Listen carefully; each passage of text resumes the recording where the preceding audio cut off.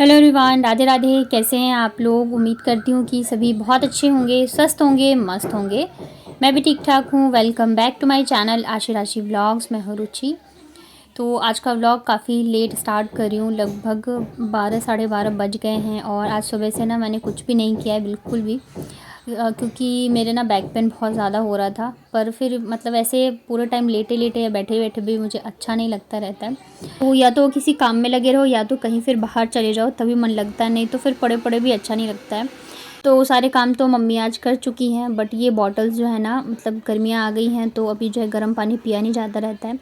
तो ये बॉटल्स जो है धुल के ही रखी हुई थी, पर रखे रखे ना इस पर धूल मिट्टी जम गई थी, क्योंकि हमारे यहाँ पे धूल मतलब आंधी जो है ना आती रहती है और धूल मिट्टी बहुत ज़्यादा उड़ता है। और साथ में जो बगल वाले प्लॉट में काम चल रहा है तो इस वजह से भी बहुत ज़्यादा धूल मिट्टी वगैरह जो है उड़ती रहती है। मतलब अभी आप डस्टिंग करो 1 घंटे बाद ही जो है ना हर जगह पे आपको धूल ही धूल जमी हुई मिलेगी। तो यहाँ पे फिर मैंने बस पानी से ही बॉटल को अच्छे से धो दिया था, और बाकी तो सारे काम जो मम्मी कर ही चुकी हैं, तो मैंने सोचा बॉटल ही भर के मैं रख देती हूँ फ्रिज में, क्योंकि गर्मी जो है ना बढ़ती ही जा रही है। और फिर पानी भी मतलब नॉर्मली पीने में अच्छा लगता है, या तो ठंडा गर्म जो है ना, बाल्टी का पानी बहुत ज़्यादा गर्म हो जाता है। तो यहाँ पे मैं सारे बॉटल्स वगैरह भर देती हूँ। बच्चे भी नहा चुके हैं, मम्मी अभी भी नहीं नहाई हैं, कामों में ही लगी हुई हैं। बाकी दिन तो दोनों मिलके कर लेते थे तो जल्दी हो जाता था, पर आज मैं बिल्कुल भी नहीं उठी। सुबह मतलब उठने के बाद चाय पी के फिर मैं वापस ही लेट गई थी, इतना ज़्यादा मुझे पेन हो रहा था। तो अभी बस उठी हूँ जैसे तैसे। अभी भी मेरा मन नहीं कर रहा था, मन कर रहा था बस लेटे रहूँ, लेकिन फिर मैंने कहा चलो थोड़ा बहुत तो मैं कर देती हूँ, नहीं तो फिर मम्मी जो है आज ये खुद ही कर लेती। तो यहाँ पे मैंने सारे बॉटल्स जो है भर दिए हैं और इन्हें लगा देती हूँ फ्रिज में। बच्चों को बस मैंने जैसे तैसे नहला दिया था आज, और बच्चे भी जो है रेडी हो गए हैं, तो खेलते रहते हैं दोनों। धूप रहती है ना तब भी तीनों बच्चे जो है मानते नहीं हैं, खेलते ही रहते हैं। वो नीचे है तो उसे भी अच्छा नहीं लगता है। जब तक ये दोनों रहते हैं ना तो वो भी पूरे टाइम ऊपर ही मतलब रहता है, तीनों बच्चे। ज़रा सी छाँव हुई नहीं कि तीनों जो है ना खेलते रहते हैं। तो यहाँ पे मैंने सारे बॉटल्स भर दिए हैं और इनको लगा देती हूँ फ्रिज में। अभी ना लाइट भी काफ़ी ज़्यादा मतलब कि जाती है, और जाती भी है ना तो 2-2 घंटे 3-3 घंटे नहीं आती है। तो इसलिए मैंने ना ज़्यादा ही भर के और रख दिए फ्रिज में, और जो नहीं आएगा तो मैं साइड में रख दूँगी, जब भी खाली होगा ना तो रख दूँगी।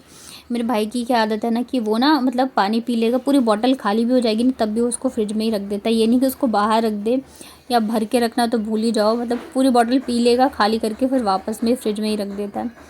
तो यहाँ पे मम्मी ने और भी बॉटल्स मुझे ला के दे दिए थे। आज जो है खाने में मम्मी ने बनाई थी कढ़ी चावल, साथ में और बैंगन की झुट्टी, जो कि आशी को बहुत ज़्यादा पसंद है। बैंगन की ये वाली सब्ज़ी बहुत सिंपल बनती है। ये ना मम्मी ने बड़ी बनाई थी, हमारी इधर बनती है ऐसे ही। और उसके बाद ना ये है शाम के टाइम का, यहाँ पे ना मतलब आंधी सी आ गई थी, ऐसा लग रहा था जैसे कहीं ना आसपास बारिश हुई हो।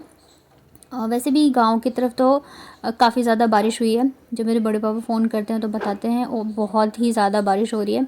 पर इधर बहुत गर्मी थी, लेकिन आज फिर भी मौसम थोड़ा सा ठंडा हुआ है, हवा चल रही है।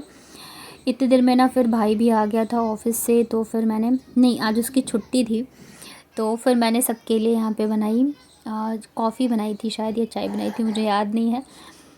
तो तीनों बच्चे जो है बाहर ही खेल रहे थे, और मैं मम्मी भाई तीनों आ गए थे इस वाले रूम में।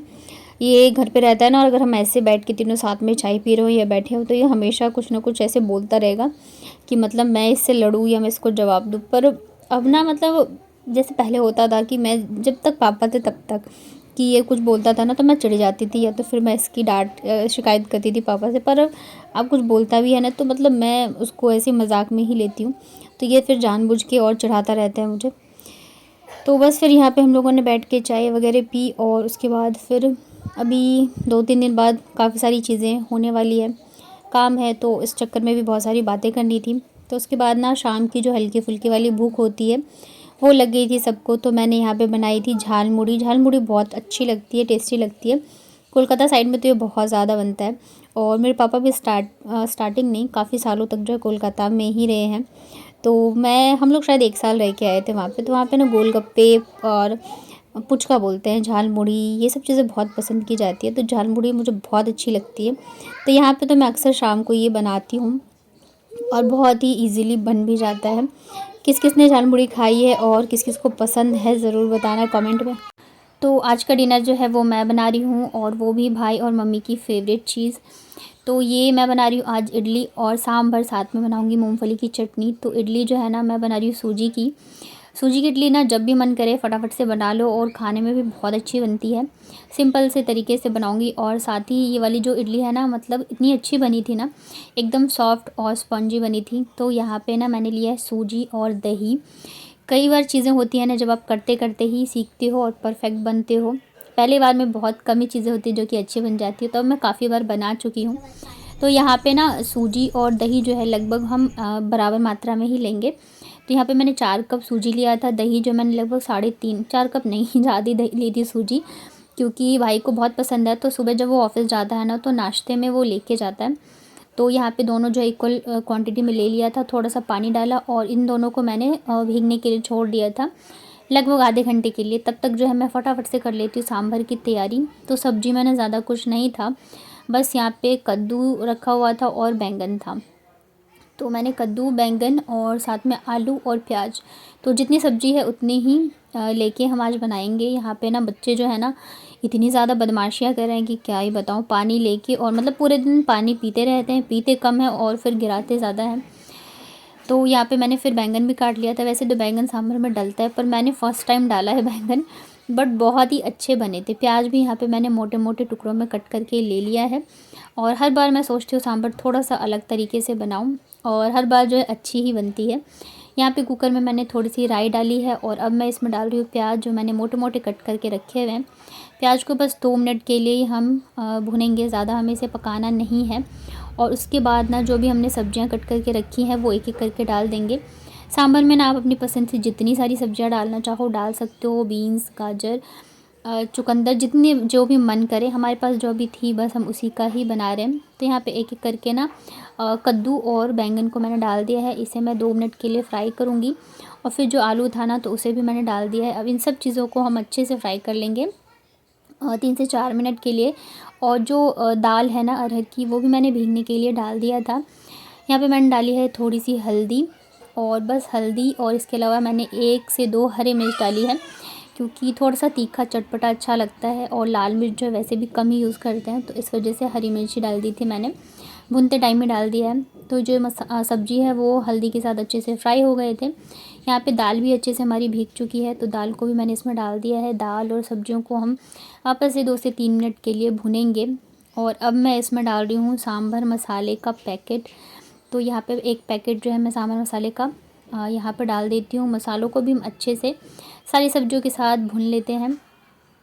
और कई मतलब हो बनाते हैं जो कि बॉईल करके फिर तड़का लगाते हैं, पर मैं इसी तरीके से बनाती हूँ तो एक ही बार में बनके तैयार हो जाता है। तो उसके बाद यहाँ पे मैंने पानी डाल दिया है। पानी आप बाद में भी कम या ज़्यादा कर सकते हो, अभी मैंने हिसाब से डाल दिया है। इसके अलावा मैं डालूँगी इसमें नमक और बस इसको सीटी लगने के लिए छोड़ देंगे।